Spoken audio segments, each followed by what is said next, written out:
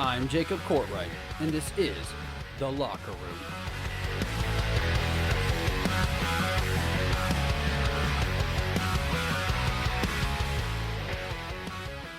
What's going on, everybody? Welcome into The Locker Room. For those of you who are new joining us, welcome into the show. For those of you who are returning, welcome back. Listen, I am taking time off of the beaches of Florida right now. I said beaches just to clarify for some of you that ears perked up a little bit. But so I can come talk to you all and bring you this show. So I'm excited for the first ever vacation podcast. All right, I didn't cancel the show because we've had some shows missing over the last month just from some family things. So we are here, back and better than ever. Before we can get started, follow The Locker Room on our social media, TLR Podcast 615. That is TLR Podcast 615 for all things Locker Room. This episode is brought to you by FNX Fitness. Go to fnxfit.com. That is fnxfit.com for all of your gym needs. From clothing to supplements to recoveries, from pre-workouts to post-workouts, from equipment to shoes, FNX Fitness has you covered. And if you use your promo code TLRHOST, that is TLRHOST, all capital letters, I will give you 15% off your first order. So go check it out now.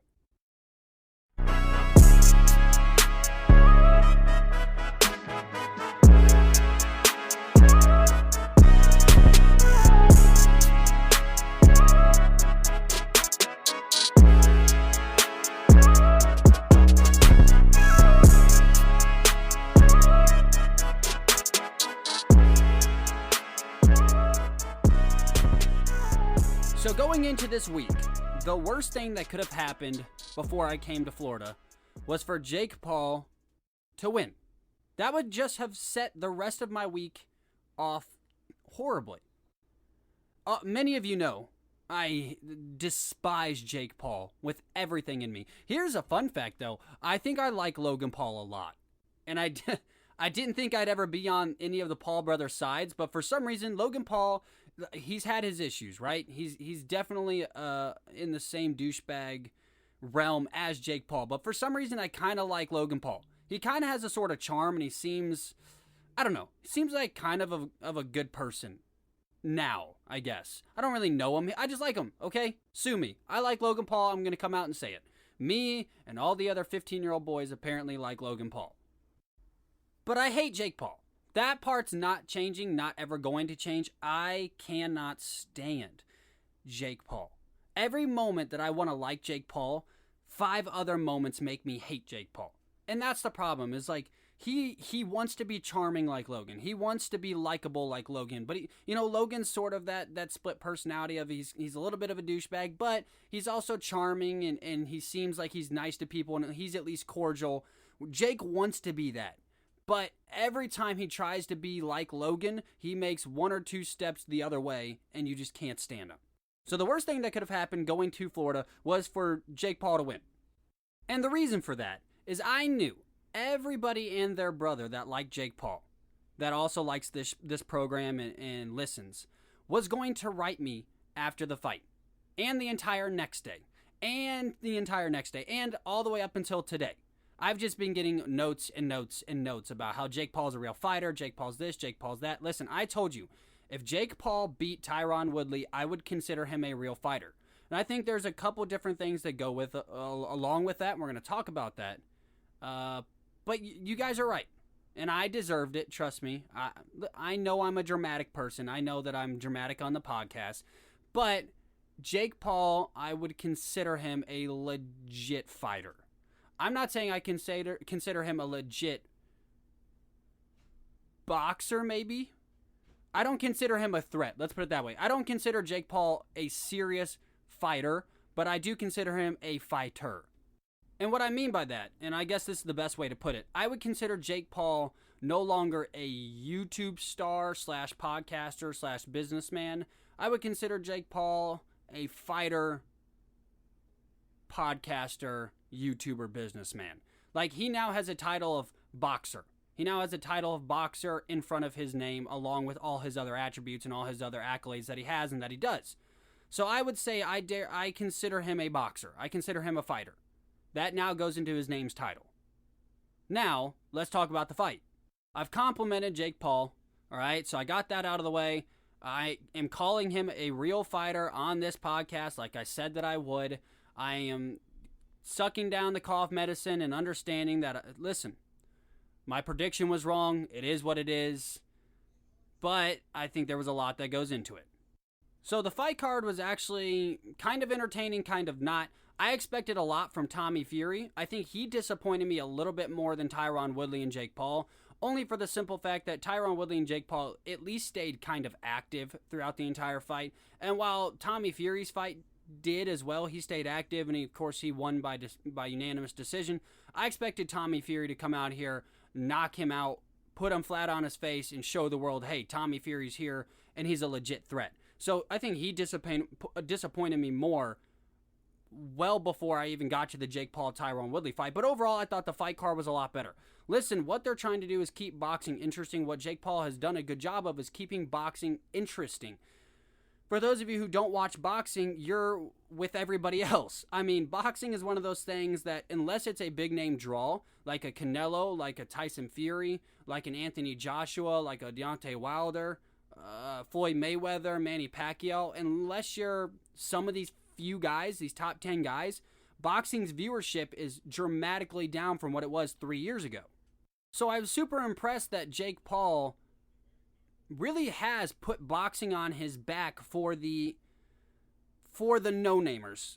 Put boxing on his back for the amateur guys. You know, guys that would never get a chance on a big fight card. Guys that would never be able to get the payday that they got while being on Jake Paul's fight card. So I applaud him for what he has done for the sport of boxing. Because I do sincerely believe that Jake Paul has impacted boxing in a positive way. Meaning that boxing for me was like baseball. It was stuck in the 1940s. It's run by a bunch of old grumpy-ass white guys who don't want to do anything to fix the sport or enhance the sport or make the sport more exciting or do better promotions or get better promoters or try and get more exciting fights on national TV.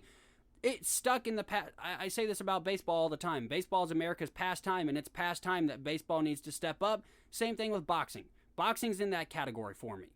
But Jake Paul has done a fantastic job of making boxing entertaining. Now, it's taken a couple of fights and a couple fight cards for it to finally settle down and be normal, and this felt like a good, normal fighter card, right? You had some exciting fights. You had some of the rapping and some of the entertainment aspect of it, but it wasn't overwhelming like his last fight with Ben Askren, which was just a concert with a 2-minute intermission for Ben Askren to hit the canvas. So, let's be honest, Jake Paul's done a lot of positive things for boxing. So, the event as a whole, I was entertained. There was never a moment where I was like, what the frick, is this going to keep going? The fight seemed exciting. I was disappointed in some of the fighters. That's just because I'm very prude, I should say. I like my fights like I like my UFC fights. I want them, dirty, crazy, a lot of heavy punches thrown, and I want someone to hit the canvas. So that's just me being a prude fight fan. But overall, I was very entertained. So Jake Paul's done a great job there. Now let's get to the main fight, Jake Paul versus Tyron Woodley. So Tyron Woodley was in shape. Tyron Woodley was focused. Tyron Woodley came to actually box. It surprised the heck out of me. I was not prepared to see a Tyron Woodley that was going out there to actually try and beat the crap out of Jake Paul. In all honesty, I thought Tyron Woodley was just like everybody else. The Ben Askrens, the Nate Robinsons. He's just out there to collect a $3 million paycheck and go home. I know a lot of people said, well, no, he was focused on getting his legacy back to what it was. He was focused on making sure that he could go out at the end of his career with a big old win against a no-name boxer, blah, blah, blah, blah. Listen, money can persuade your legacy. Let's put it that way. I know people who have sacrificed name brand, have sacrificed damaging their own legacy for an extra couple bucks in the bank.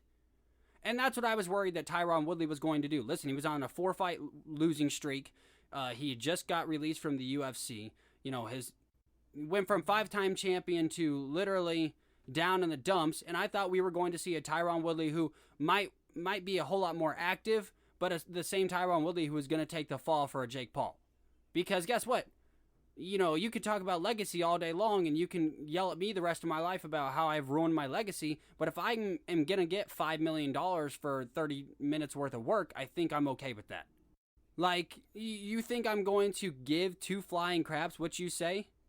No. You could smash my name all day long, and if I've got 15, 20 million in the bank and I'm living life how I want to live life and getting to do what I want to do, guess what? Doesn't really matter, because at the end of the day, you're probably still working at KFC or Starbucks or wherever you work, and I'm sitting on a mountain full of cash. So, guys like Tyron Woodley, the Ben Askren, we know for a fact Ben Askren took it for the bag. I thought they were all in the same boat, but turns out Tyron Woodley came to fight. He was focused. He seemed very, very much in shape, which shocked me. I did not expect him to be that in shape. And he looked like a first-time boxer.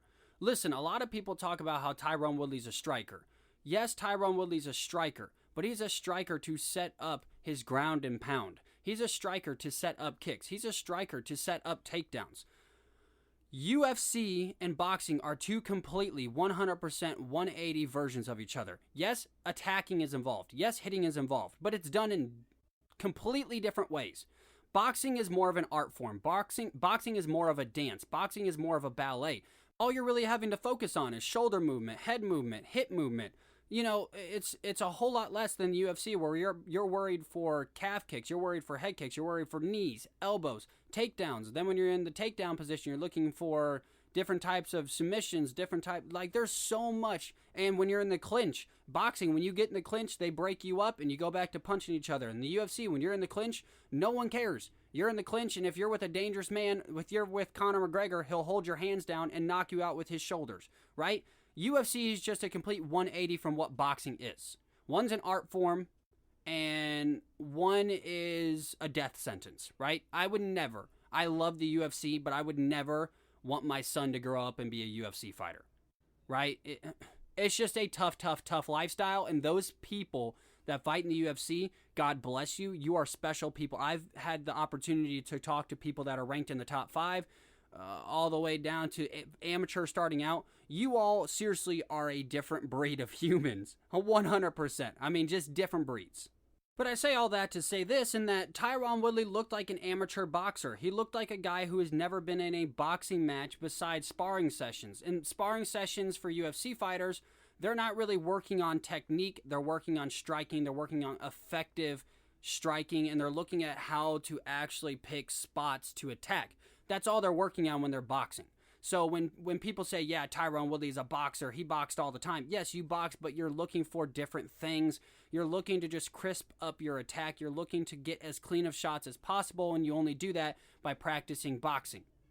But if you're not boxing every single day, you're going to be 3, 4, 5, 6 steps behind any normal amateur boxer. So, Tyron Woodley, while I was very impressed with how he showed up to work out, I thought he looked like an amateur boxer. He landed some very good shots. He landed some fighter shots, I should say. You could tell his head movement, his leg movement, his lower body movement, everything seemed like he was a UFC fighter that was a boxer, right? That's just how he looked.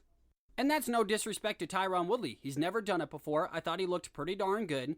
And I would be excited to see a Jake Paul versus Tyron Woodley 2 in another 6 months. Give Tyron Woodley a couple months. You don't want him to go any further. You don't want this to be a year, 2 years down the road. Let's run it back. I know they talked about that after the fight, after Jake was declared the winner.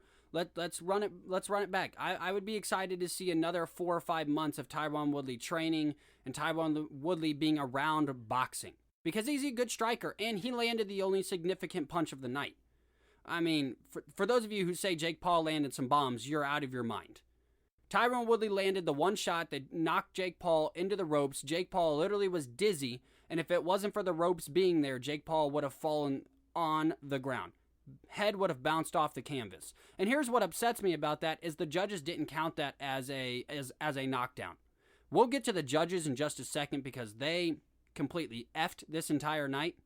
But Tyron Woodley landed the one effective shot. He seemed like an amateur boxer. Jake Paul's a fighter. I think that's what I took away from Jake Paul's side. I mean, he had some nice combinations, which normal guys like that are in boxing all the time, you're going to see nice, crisp combinations compared to their opponents. So he had some nice combinations. His gas tank, we can definitely tell, was affected because he's never been past the first round, I think it's the second round. Never been past the second round with anyone. So Jake Paul, while he lasted the entire round, he was very active the first 3 rounds, and then you could see it slowly decline round after round after round after that. And somehow they still scored all of those rounds 10-9 Jake Paul. The judges were god-awful. I don't know if I've already mentioned that. So I thought Jake Paul looked fine. I thought his gas tank definitely needed a lot of work.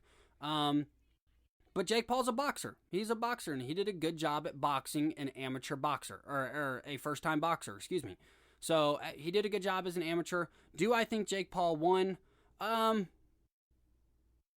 think that's the tough part for me, because part of me wants to say that no, Jake Paul didn't win. Tyron Woodley would have had the 1 knockdown, and I think Tyron Woodley honestly had a 10-8 round that was never counted by the judges. So honestly, it probably should have gone down as a draw, and then you run this back. They both have a rematch clause, so I would have put it down as a draw, because that 10-8 round would have nullified the first 3 rounds of Jake Paul. So while I like that Jake Paul was still throwing things, especially when he was exhausted, everything was kind of There was never a punch that was strong except for Tyron Woodley, and there was never a round that was dominated besides the 10-8 round that I think Tyron Woodley had. So all that being said, I would say that this definitely needs to go down as a draw, and then you just run it back, and let's see how it plays out, right?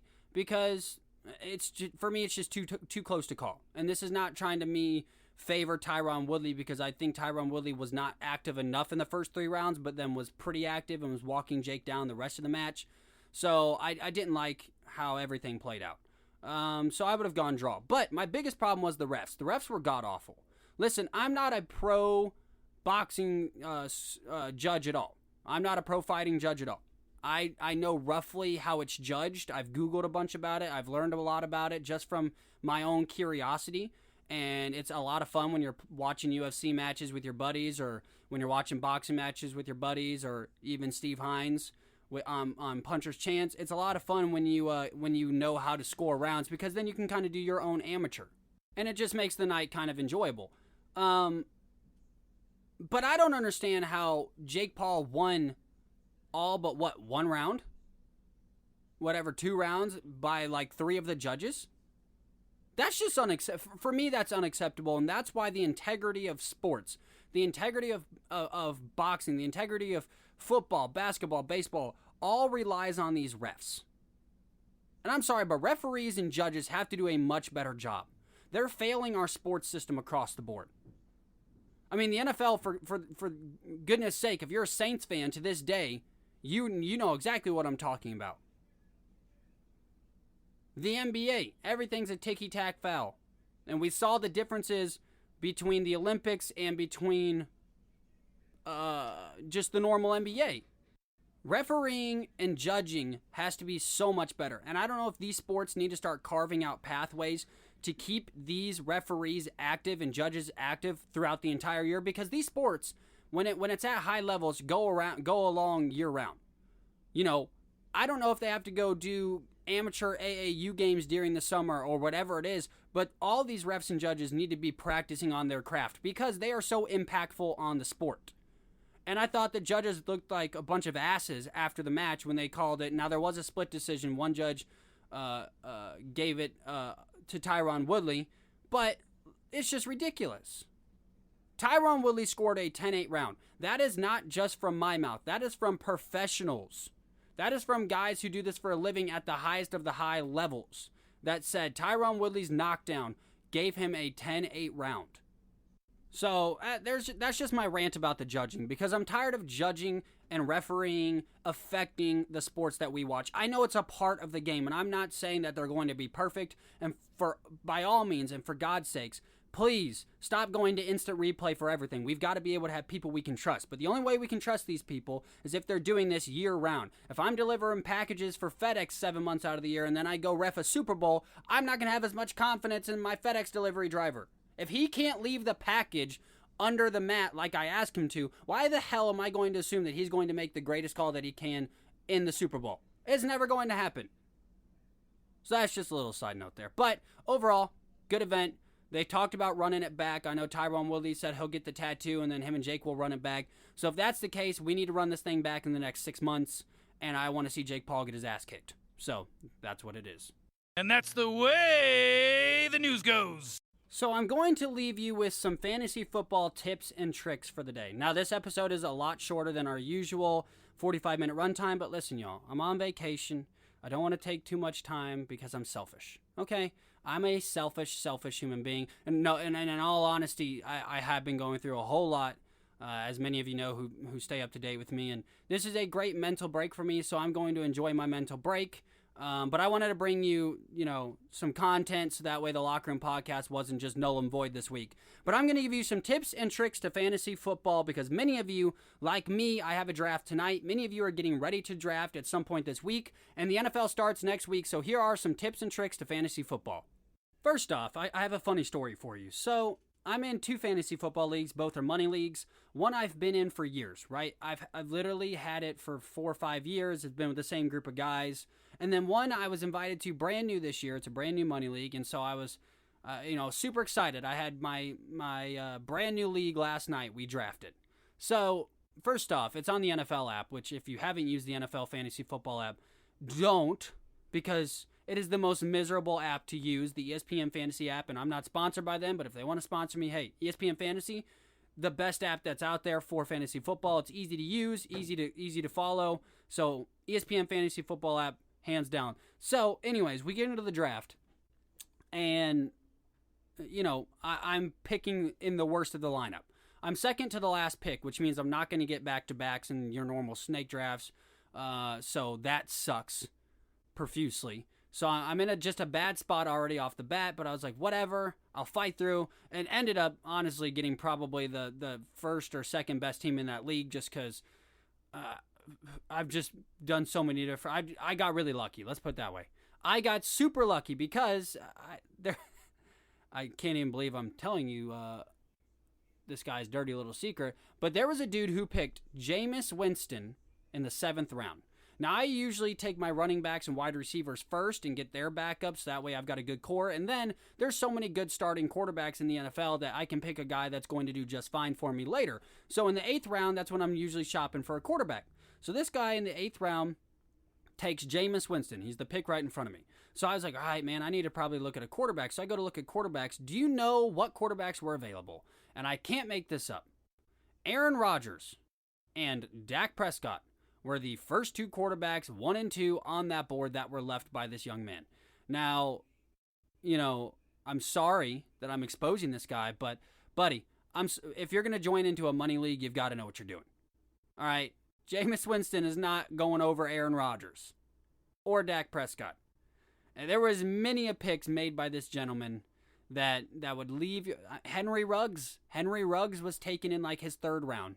And I can't even express to you what quarterback or what wide receivers were on the board that were so amazing. It was unreal. So I got a pretty stacked team, let's put it that way. I was able to gander Aaron Rodgers, Saquon Barkley, Ezekiel Elliott. Like, I had some guys, all right?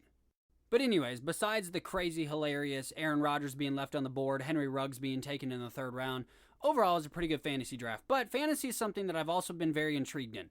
I watch a ton, and I mean a ton, of how-to videos on YouTube. My friends are all very, very good at fantasy football. Been doing it literally ever since it became a thing. So my knowledge for fantasy football has grown tremendously over the last few years. And like I said, I've been reading a lot of literature about fantasy football, and it's not always about the big-name guys. It's about the big-name point scorers, point takers. So rule number 1 when drafting fantasy, I guess let's start there. Rule number 1, find out what type of league you're in, because that is going to determine what position you're going to need to beef up on early. If you're in a quarterback league like my other friend is, he was in a quarterback league, well, then your first thing to do is to hunt down a great quarterback that's going to put up great amount of points and yards for you. If you're in a balanced league like I am for tonight's draft, you're going to want to go running backs right off the gate. Why? Because there are very few running backs that are going to give you good fantasy points. So, if it's not a quarterback-driven league, always go with running back. Running back is the most important position, and there's just not a lot of good starting running backs that aren't splitting carries with another backup. So running back is a very difficult position to find. Running back is a commodity. Running back is it's an aphrodisiac, as they say. So rule number 1, always identify what type of league you're in and who is going to score you the most points. Rule number 2, Once you discover that it is not a quarterback run league, of course, quarterback run leagues, you've just got to go out and get the best quarterback. Always draft running backs first. Running backs, like I said, are very hard to come by. Rule number 3, when picking wide receivers, if the big name guys are gone, guys that you know are going to get targets, DeAndre Hopkins, Devontae Adams, etc., you know the names. If those guys are gone, look for the number 1 guy on another team and maybe a smaller market. A Terry McLaurin, a Robert Woods. Robert Woods is a massive fantasy guy every single year. Yes, he is a good wide receiver and has, high names and high praise by a lot of people. But what Robert Woods does so well is he gets a lot of touches. And as wide receivers in the NFL, catches and touches do a whole lot for them. So, after the big name wide receivers are gone, rule number 3, look for the number 1 guy or the number 2 guy in targets and catches. That is massive. You can have a wide receiver that scores maybe 1 touchdown a game. But if you have a guy like Robert Woods, who maybe scores a touchdown a game, maybe doesn't, but also gets 8 catches for 106 yards, he's always going to outperform that guy. Rule number 4. Do not take a kicker or a defense until the last 2 positions of your draft. I couldn't tell you how many guys go ahead and take who they think the Rams, the Washington football team, the Indianapolis Colts, take their defense in the 4th or 5th round. Guess what? No one's taking defenses or kickers until the last 2 positions because that's the only 2 positions they need. So wait on all of those things. And lastly, I would say my last tips and tricks for you.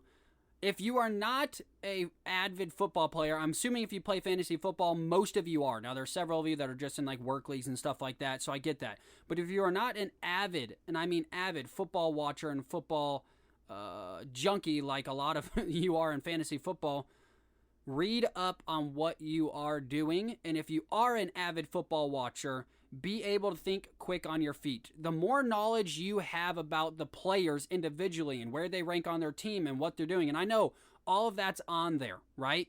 All of that information is on your fantasy football apps. You can click information and see where they are in targets and blah, blah, blah. But guess what? Most of the time, you're going to have 45 seconds to 60 seconds in order to draft your player. So you don't have time to go read through all that. So I suggest do your research before your draft starts. If you are new to fantasy, read up on top 15 wide receivers, top 15 running backs, top 15 quarterbacks, kickers, tight ends, blah, blah, blah, blah, blah. Get to know them, familiar. You don't have to know, of course, everything about them, but get to know them, be familiar with them, so that way you can recognize them when you're drafting, because your first 7 to 8 rounds is what's going to be the most important for a newcomer. If you are a veteran, a guy that does fantasy football every year, you just can't seem to get over the hump, listen, learn to be attentive. Learn to look at players while other players are drafting. Learn to understand where these players rank on their team. Learn to understand that fantasy is about points, not about name brand. There's too many guys that are taken off the board early when they will not have the same value as other guys. A guy like Corey Davis this year is going to be a big name value in fantasy. Why? He is the number 1 guy now in New York. So, that's a guy that I know about. I've seen the preseason. I've read about him. He's now the new number 1 guy in New York. And guess what? Zach Wilson needs to throw to somebody. So that's a guy. I read up on him. Corey Davis is going to be in all of my leagues this year. Do your research and be able to think quick on your feet, because the second you don't get the exact player that you want, the second Patrick Mahomes and the number 1 pick doesn't fall into your lap, you go into panic mode and you start just swiping. Well, I guess I got to get the second best quarterback. No. If you get the number 1 overall pick, it's either Christian McCaffrey or Patrick Mahomes, depending on which league you're going to do. If you get the number 2 pick, it's, you're going to go running back, or depending if it's a quarterback league, you're going to go running back or whatever, right? You've just got to be able to roll with the punches. And if your player gets taken, boom, you've got to think of a new strategy. And you've only got 30 to 40 seconds most of the time to think of that strategy. There was a time last night where Josh Jacobs and Travis Kelce were taking the pick before me. And I had full intentions on taking those guys. Well, guess what? I flipped the script and I was able to grab Aaron Rodgers in the eighth round. So, I mean, there's a whole lot of different things that can happen in fantasy, as many of you know who play it. So just be able to think quick on your feet and be educated about what you're doing. Well, there it is. There is the vacation episode. If you have any questions, listen, you can talk to me, DM me, tweet me at TLR Podcast 615. I love speaking with the fans and the listeners. If you need information about fantasy, if you want some help with fantasy, listen, my DMs are always open, but There are amazing sources, and I mean amazing sources, all over YouTube. So find yourself a good source, be educated on your draft, and good luck this season, everybody. Once again, guys, I'm Jacob Courtwright, signing off from the beach. And this is The Locker Room.